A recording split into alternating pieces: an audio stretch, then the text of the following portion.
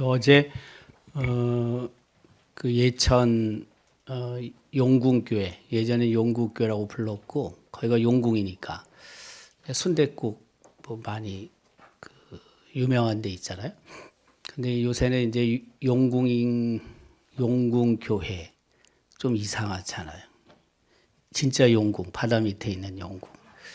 그게 좀 이상하니까 얼마 전부터 이름을 바꿔서 풍성한 교회로 개명을 했어요. 근데 그 풍성한 교회 담임 목사님이 우리 노회에 있던 김한식 목사님인데, 김 목사님이 임동에도 있다가 이하에 있다가 그쪽으로 간지도 벌써 10여 년 됐는데 작년에 이제 은퇴를 했어요. 근데 그 작년에 그 예천군 기독교 연합회 회장을 하면서 기독교 세미나를 작년부터 했다고 그래요. 그래서 올해 이제 두 번째를 맞이했는데 그 용궁이라는 곳에 배어드라는 배위량이라는 선교사님이 우리도 처음으로 복음을 전하잖아요. 1893년도 5월 4일 저녁에 풍산 거쳐서 안동에 도착을 하거든요. 이분이 1893년 그게 5월 4일이고 다음 날 5월 5일 아침에 오전에 이제 성경책을 팔고는 이분이 의성으로 가요.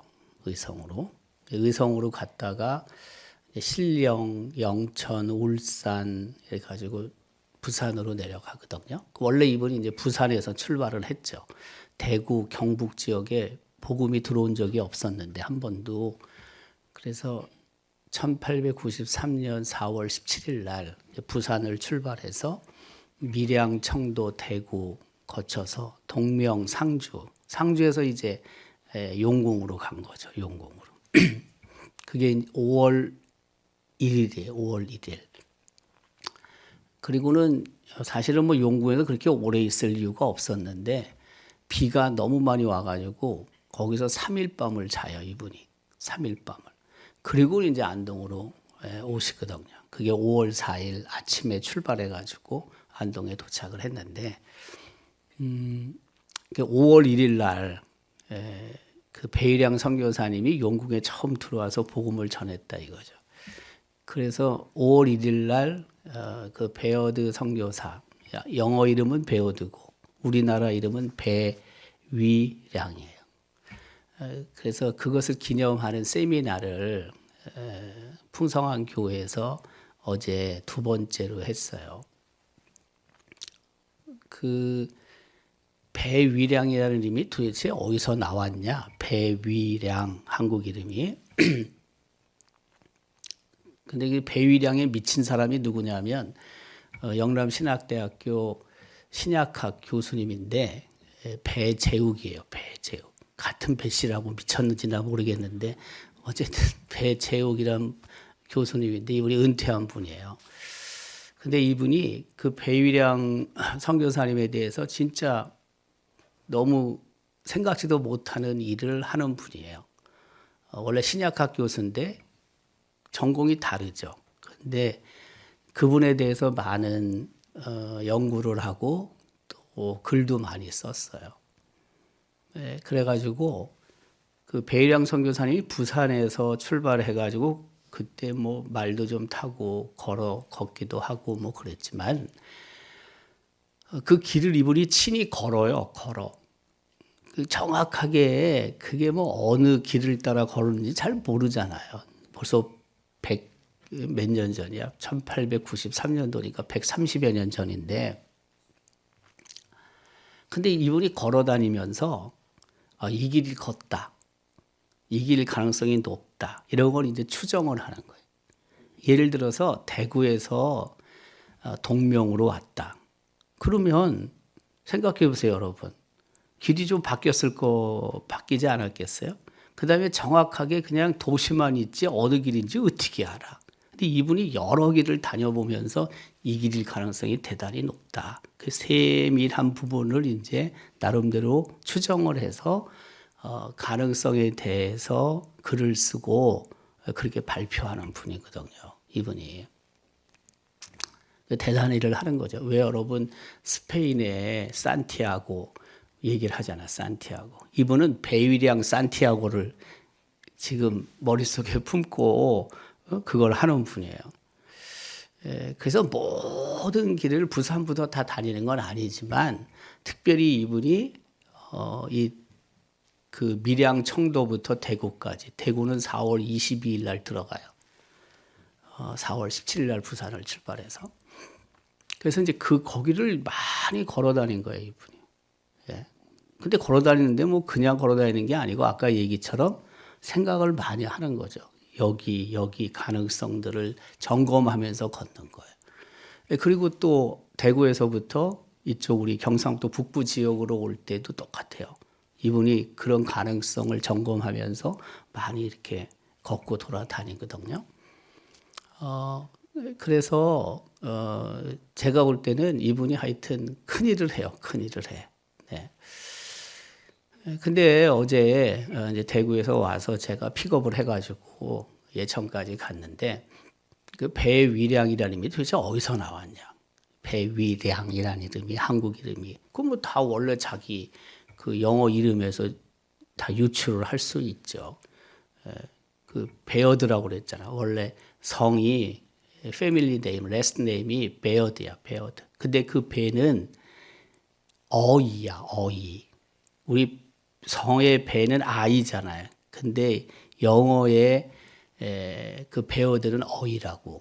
근데 어이에 우리나라 성은 없지. 그래서 같은 배 발음으로 이제 아이를 한 거지, 아이, 배. 그리고 맨 앞에 퍼스트 네임이 윌리엄이에요, 윌리엄. 윌리엄 마틴 베어드거든. 그 윌리엄의 리를 빼면 위가 나오는 거지. 윌의 리를 뺀다고요. 그럼 위가 안 나와요? 나오잖아. 배 위가 거기서 나오는 거예요. 내 추측에는. 네. 그 다음에 그 리를 붙이고 그리고 윌리암인데 WILLIAM이거든. 안데 리아가 합쳐지면 리아가 돼요. 리아. 이건 내 그냥 추측인데 발음이 그래요. 그 랴의 람인데 람은 좀 얍삽하잖아. 그래서 미음을 내 생각에 이응으로 했을 것이다. 그래서 배위량이 되는 거예요. 내가 그분을 천국에서 만나면 물어볼 거야. 왜 당신 이름이 배위량이냐. 근데 내가 추론하는 게 맞아요. 배위량이라고. 그래서 저는 그 배위량 선교사님이 1893년도에 왔고 그 분에 의해서 이쪽 지역에 경상도 북부 지역에 어떤 영향을 줬느냐. 근대화에 영향을 줬는데 그 근대화 영향을 준 구체적인 게 뭐냐. 이런 내용을 제가 간단하게 좀 발표를 하면 좋겠다고 해서 발표를 했어요. 그 교육이라든지 이분이 교육학자거든요. 이분 때문에 각 교회들이 북장로교에 속해 있는 교회들이 사립학교를 무진장 많이 한 거예요. 우리 교회도 계명학교를 1911년도에 하지만 이분의 영향이 커요. 이분이 북장로교 선교사로 와서 1891년도에 왔거든요. 그래가지고 이분이 그 북장로교 선교사 권역에 있는 교회들로 하여금 기독교 사립학교를 시작하게끔 한 결정적인 사람이거든요. 그런 정책을 발표해요. 이분이 숭실대학교를 세운 분이에요. 평양의 숭실대학교를. 대구에 가서는 개성학교를 또 세운 사람이고 굉장히 이 기독교 신앙 교육에 있어서 많은 공을 갖고 있는 분인데 교육적인 부분에 근대화를 이룬 분이고 또 이분이 들어오면서 나중에 이 지역에 성소병원이 생기지만 의료 부분 또 사회복지 부분, 또 뭐 그 음악에 관한 부분들, 그리고 일상에 있어서 생활의 근대화를 또 시작을 하게끔 한 분이에요. 물론 그가 직접적으로 다 한 건 아니지만 그가 이 땅에 들어와서 복음을 전함을 통해서 그 일들이 시작이 됐다 그거죠. 네. 그 영향을 굉장히 준 분이에요. 처음에는 어쨌든 그 전체를 이렇게 간단하게라도 설명을 하려고 그랬는데 시간이 너무 저한테 없어요. 뭐 빨리 끝내더라고 그 동네는. 네. 우리가 이제 하는 것을 보고 거기도 시작을 했는데 우리는 올해 15년이 돼요. 15년. 거기는 이제 2년이 된 거고. 그래서 그걸 다 제가 할 수는 없고 이제 한 가지만 제가 정했어요. 뭐냐면 선교사가 들어와서 배일양 선교사님이 시작을 하고 그 위에 대구 선교부, 안동 선교부에서 선교사님들이 역할을 하면서 이 땅의 근대화가 이루어졌는데 그 중에 건축물이 이 지역에 경상도 북부 지역에 어떤 영향을 줬는지에 관한 내용이에요. 제가 뭐 건축학과 출신은 아닌데 그러나 보여지는 그런 건물 외곽이나 내용들이 영향을 줬겠죠. 네. 그래서 첫 번째는 이제 그 선교사 사택도 굉장히 중요한 역할을 했고, 그리고 안동 성소병원도 그랬고, 또 우리 교회도 이 건물이 1937년도 4월 5일 날 준공이 됐지만 이 건물도 이 지역에 있는 많은 교회들에게 영향을 줬죠. 이렇게 크게는 지지 못했지만 이런 형태로 건물을 이제 지게 되는 거죠. 우리가 알고 있지만 6.25 이후에 지금 광성교회, 안동 서부교회의 모습이 우리 이 건물하고 비슷한 측면이 없잖아 있잖아요. 다 그렇게 배우는 거예요. 영향을 줬단 말이에요. 제 얘기는. 교회들에게 영향을 준 것만이 아니라 이 지역에 많은 그 시민들에게도 영향을 주는 거예요. 그 제가 책을 다시 한번 읽어보면서 느낀 건데 그 1910년도에 오월번 선교사님이 안동에 들어오는데 그 가족도 들어와요. 근데 1899년도에 대구에 처음으로 사과가 오잖아요, 사과. 근데 그게 우리나라 처음 사과는 아니야. 대구에 처음 왔다는 거지. 제가 느끼기에. 근데 안동에 사과가 언제 들어왔냐? 녹정교회에서 발표한 건 뭐냐면 1916년도에 권찬영 선교사님이 사과를 보급했다고 자기네 교회 자료에 있다는 거예요. 1916년도예요. 대구는 1899년도. 근데 오월번 선교사님의 부인이 쓴 다이어리에 보면 자기가 사과 묘목을 미국에 주문해서 가져와요. 그게 몇 년도냐? 1910년도야. 그러니까 더 빠르다고요. 이런 건 처음 그런 책에서 나오는 거예요. 근데 그게 보급이 됐는지 난 잘 몰라. 그러나 안동에 처음으로 사과가 들어온 게 1916년도가 아니라고. 그 다이어리에 보면 1910년도라고. 딸기도 그래요. 거기 딸기가 나와요. 그 오월번 선교사님 부인이 딸기를 주문해서 먹어요. 갖다가 여기다 심어서 자기 텃밭에 심어갖고 먹는데 그게 몇 년도냐? 1910년도야. 근데 우리나라에서 처음으로 딸기 묘목을 일본에서 가져와서 보급한 게 쳐보면은 인터넷 쳐보면은 검색해보면 1946년 밀양이라고 나와. 밀양.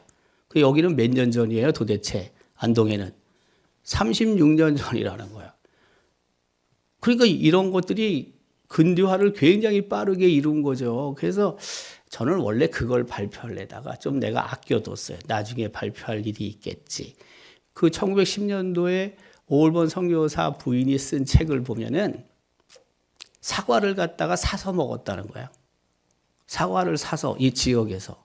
그 사과가 이미 나고 있다는 거죠. 여기에 사과를 처음 가져온 게 아니에요. 내가 보니까. 사과 나무가 있었다는 거예요. 그리고 사과 나무에서 사과가 나왔고 그거를 가서 구입해가지고 자기 식사할 때 먹었다고 나오거든. 그러니까 우리가 생각하는 거랑 많은 차이가 있어요. 내가 보니까. 그게 뭐 한 줄, 두 줄씩 나오는 거거든. 한 300페이지 책에 한두 줄 나오는데 그런 것들이 우리로 하여금 이 땅에 선교사를 통해서 근대화가 어떻게 이루어졌는지를 새롭게 깨닫게 한다는 거지, 제 얘기는. 그 재밌잖아요, 그런 게. 재밌어서 저는 그걸 거기 가서 발표하려고 그랬는데, 나중에 하자. 나중에 또 기회가 있겠지 해서 건축물을 가지고 그냥 했어요. 우리가 생각하는 것과 차이가 나는 것들이 없지 않아 있어요. 오늘 본문도 저는 나오미가 시어머니잖아요. 두 며느리 오르바와 룻과 이제 헤어지는데 오르바의 의미가 뭐냐면 등이란 뜻이 등 혹은 등을 돌리다. 오르바는 남잖아요. 그 모압 땅에 남잖아요.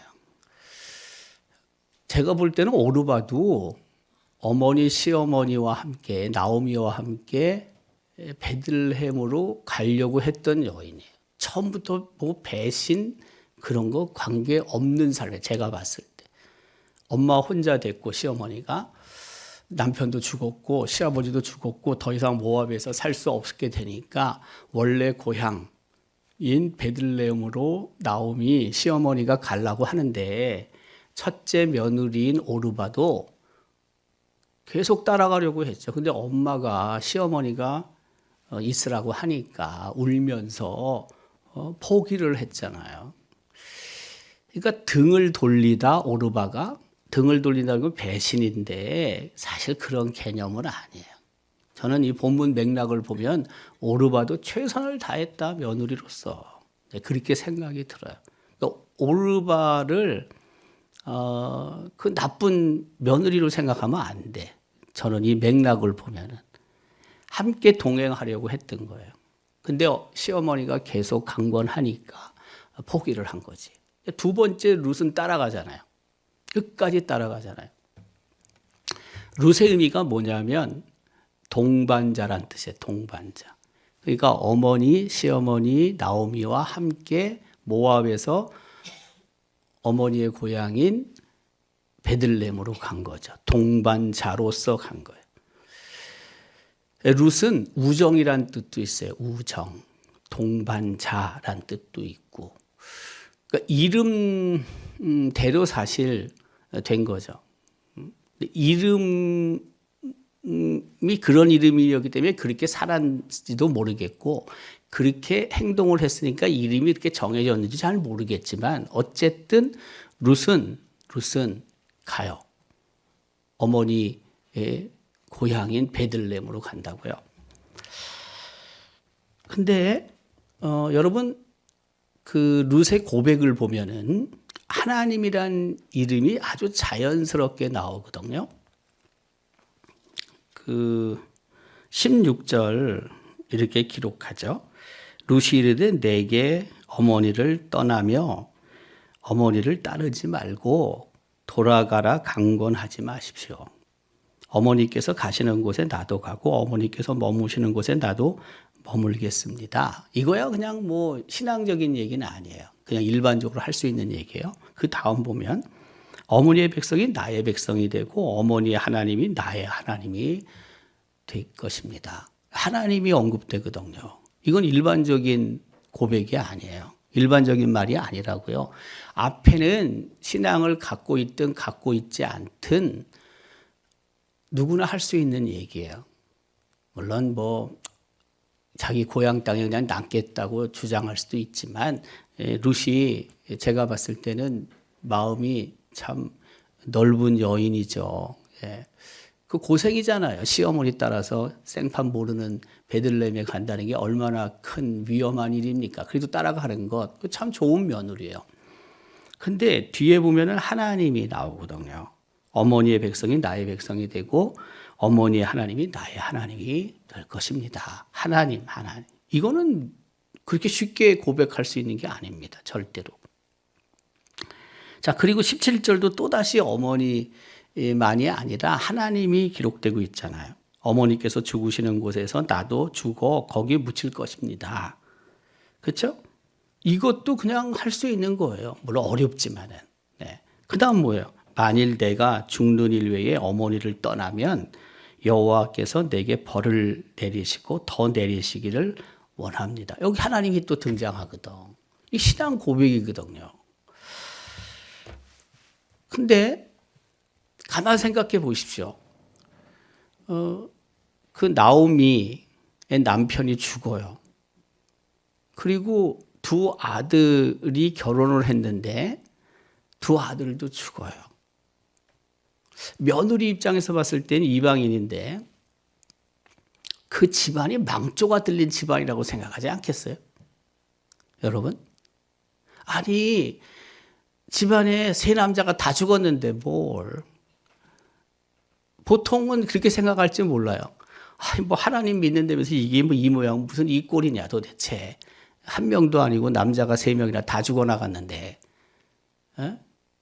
아니 무슨 뭐 하나님이 진짜 살아계신다면은 어떻게 뭐 정확하게 얼마나 기간이 흘렀는지 모르지만은 어쨌든 어떻게 세 명의 남자가 집안에 다 죽냐고. 그 하나님을 저주하지 않겠어요? 네. 그 하나님을 믿겠습니까, 여러분? 나오미야. 원래 베들레헴에서부터 하나님을 믿는 여인이니까. 그래도 그냥 끝까지 하나님을 붙잡고 하나님을 신뢰하고 하나님을 믿는다고 할지 모르지만 그래 이방 여인인데 모압 땅에 살고 있는 이 여인인데 나오미를 만나서 하나님 얘기도 좀 들었을 것 같은데 무슨 믿음이 있겠습니까, 여러분? 그 며느리가. 저는 그냥 박차고 어머니로 살고 난 날대로 살겠다라고 할 가능성이 대단히 높다고 생각해요. 근데 오르바도 대단하다니까요. 아까 얘기대로 따라가겠다고 그랬거든. 오르바도 대단한 며느리예요. 네. 근데 룻은 더 대단해. 오르바에는 눈물을 흘리고 엄마 따라가겠다, 시어머니 따라가겠다는 거지. 이 성경 내용을 보면 신앙적인 고백은 없어요, 오르바는. 근데 룻은 있다고요. 어머니를 계속 따라가겠다. 난 죽어도 따라가겠다. 죽음 외에는 어머니와 나를 갈라놓을 게 없다라고 얘기를 하면서 더 중요한 게 뭐냐면 하나님을 언급하거든요. 하나님을. 웬만하면 하나님 저주할 것 같거든요. 나는 생각에. 그런데 며느리 룻이 하나님을 저주하는 게 아니라 하나님을 신뢰한다고요. 왜 그랬을까? 왜 그랬을까? 잘 생각해 보세요, 여러분. 상황이 그렇게 하나님을 신뢰하고 의지할 상황이 아니라니까, 얘가 지금. 근데 하나님을 긍정적으로 보고 있잖아요. 여기서 보면은 부정적으로 하나님을 절대 묘사하지 않습니다. 저는 몇 가지 이유가 있을 가능성이 있는데 첫째는 그 시아버지와 그리고 자기 남편 그 다음에 시아주버니 이 세 사람의 삶이 괜찮게 보였을 수도 있어요. 하나님을 믿는 자로서 자기가 지금까지 생각하지 못한 남성들의 일상을 보았을 가능성도 있어요. 없지만 내용은 전혀 없지만 가능성을 얘기하는 거예요. 그래서 하나님에 대해서 긍정적인 이미지를 갖는 거죠. 긍정적인 이미지를. 또 하나는 뭐냐면 시어머니 나오미의 삶이에요.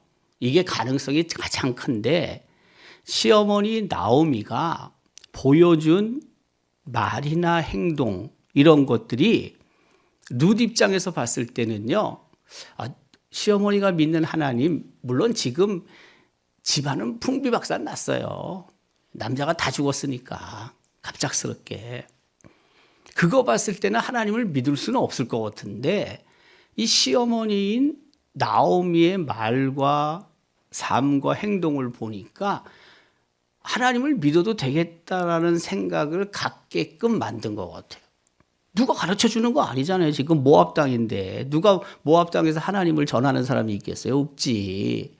그러니까 나오미가 굉장히 중요한 역할을 했을 가능성이 대단히 높은 거거든요. 이게 지금 나오미가 그 세 남자가 죽기 전에도 제가 봤을 때는 시어머니로서 굉장히 신실하게 말과 행동이 또 일치하고 또 신뢰를 줄 만하고 인격적으로 자기에게 잘 대해줬고 뭐 이런 것들이 다 어우러져 있었다는 거죠.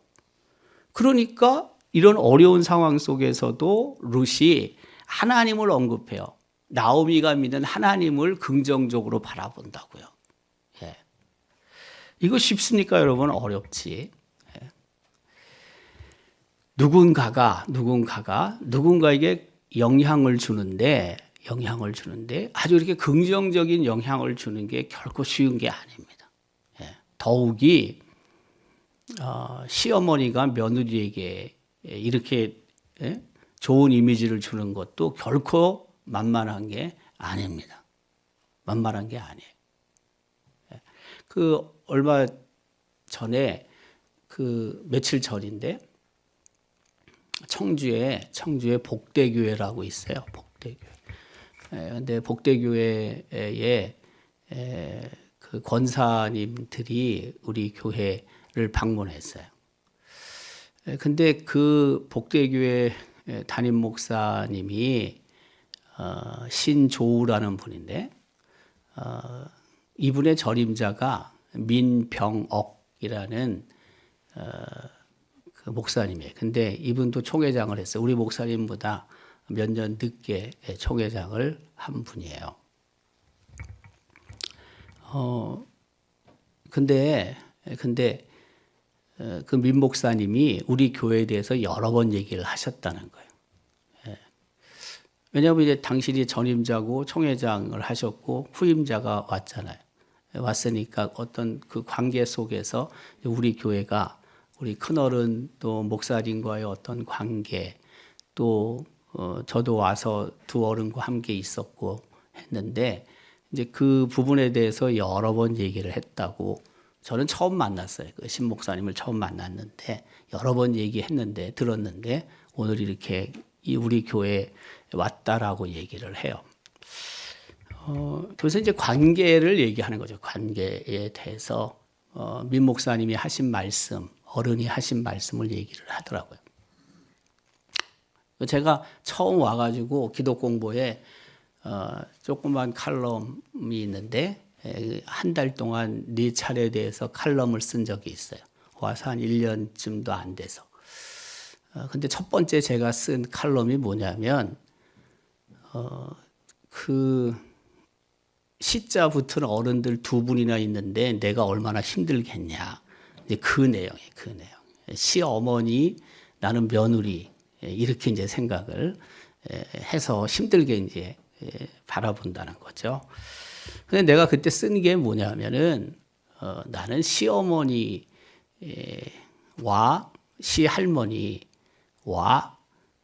며느리 뭐 손부러 온 게 아니다. 나는 손자고 아버지고 할아버지 관계로 있다. 내가 그렇게 썼거든요.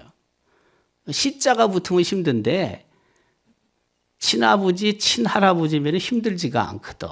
네. 내가 그렇게 썼어요. 내가 그때. 여러분 검색해 보면 있어요. 22년 전에 그 기독 공부에서 제가 쓴 칼럼이 있는데 아니 어느 아버지가 아들을 힘들게 하냐.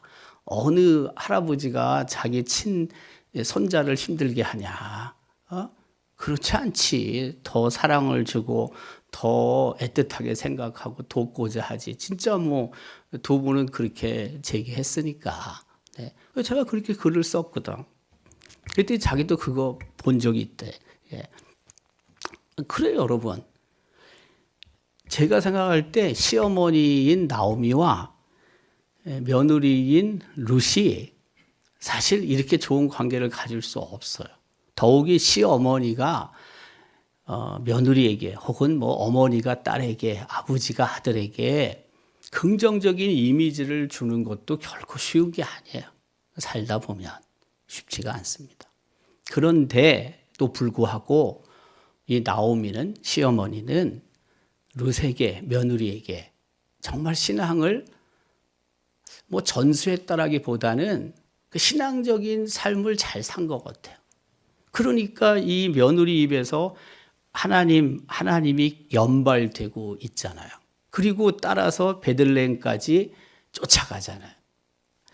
참 어려운 일이다, 이게. 살아보면 알지만 우리가 누군가에게 선한 영향력을 주는 거 정말 힘든데 더욱이 믿음으로 그런 좋은 영향을 주는 게 어려운 일인데도 불구하고 나오미는 그 역할을 했잖아요. 우리를 참 돌아보게 하는 거예요. 예. 여러분들 이미 다 뭐 며느리 받고 또 사위를 받고 또 뭐 손주들 또 결혼시켜서 또 받고 하지만은 야, 이게 쉬운 게 아니다. 쉬운 게 아니다. 뭐 먹을 것 돈을 많이 준다고 될 일도 아니고요. 그게 우리가 해보면 알지만 그렇잖아요. 그게 아니거든. 삶이 정말 중요하거든. 삶이. 예? 그럼에도 불구하고 어쨌든 이 나오미는 오늘 우리에게 주는 굉장히 중요한 교훈이 있는 거예요. 그렇게 어려웠지만 모든 거 다 망했지만 그럼에도 불구하고 며느리가 어머니를 신뢰하고 있다. 어머니가 믿는 하나님을 신뢰하고 있다. 얼마나 부러워요, 여러분. 우리 믿음의 삶을 살고 있는 우리들이 얼마나 부러워해야 될 일입니까, 이게. 절망 속에서도 며느리는 시어머니를 의지하고 있다. 신뢰하고 있다. 붙잡고 있다. 그가 믿는 하나님을 며느리도 믿고 있다. 이건 대단한 거거든요. 나오미가 어떻게 해서 그런지 잘 모르겠어, 솔직히 저는. 모르지만 어쨌든 중요한 건 그냥 그의 인격이나 그의 믿음이나 그의 신앙이 자연스럽게 며느리가 봤을 때 흠모할 만한 것이었기 때문에 그랬을 것 같아요. 그건 뭐 당연한 거 아니겠어요? 우리가 이런 부분들을 깊이 좀 생각을 해볼 필요가 있겠다. 해볼 필요가 있겠다. 시어머니도 며느리들이 자기도 외롭고 자기도 쓸쓸하고 자기도 힘든데 다 데리고 싶지. 근데 자기 유익을 그렇게 내세우지 않거든요. 니들이 있어야 된다. 나 혼자 가겠다. 가면 고생이니까. 이것도 대단한 결정인 거예요, 여러분. 다 자기 이익을 위해서 살지 무슨 뭐 남 유익을 위해서 삽니까? 저는 시어머니인 나오미도 결단한 게 있어요. 이것도 중요한 역할을 했어요. 예, 자기 이익만을 따지지 않았다고요. 예. 그리고 또 나오미의 그 평소의 삶도 중요한 역할을 한 것 같아요. 우리 삶을 어쨌든 좀 돌아보고 뭐 나오미 같이는 못된 할지라도 어쨌든 우리 사위들이든 며느리들로부터 그래도 선한 이미지를 갖게끔 더 나아가서는 부모님의 신앙을 우리 그 며느리나 사위들도 그렇게 룻처럼 고백할 수 있고 그래서 우리 가족 모두가 다 하나님 안에서 그리스도 안에서 하나님을 믿는 작가정이 없는 그런 신앙의 가정이 될 수 있기를 주님의 이름으로 기원합니다.